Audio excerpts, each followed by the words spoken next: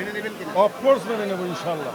কোনো মিডিয়া এটা তো আমাদের হাতে নয়, মিডিয়া হলো ভাই ওই যে নির্বাচন কমিশনার যারা আছেন ওনাদের হাতে। যে ঘোষণা কেটে গেল, ভোটের ফলাফল আপনার মানবেন কিনা বা যারা আসবে তাদের? না, ভোটের ফলাফল তো অবশ্যই মানবো, আমরা তো ভোটের ভিতরেই আছি।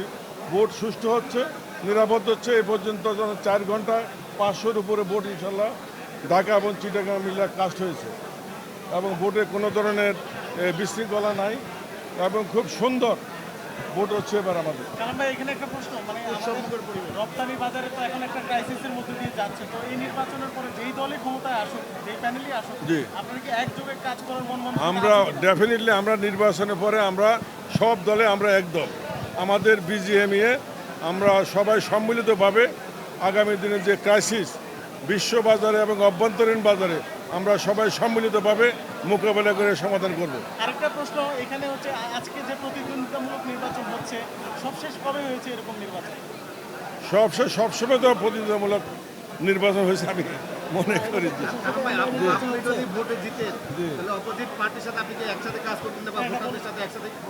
আমরা তো ভোটারদের কাজ করবে বিধায় তো আমরা বিজেপি নির্বাচন হচ্ছে এবং আমরা ভোটারদের প্রতিনিধিত্ব করব। আমরা শাসক হব না, আমরা সেবক হব। সম্মিলিত পরিষদ বরাবরই সেবক হয়, এবারও ইনশাল্লাহ বিপুল ভোটে জিতে আমরা সেবক হব গার্মেন্টস মালিক। ধন্যবাদ।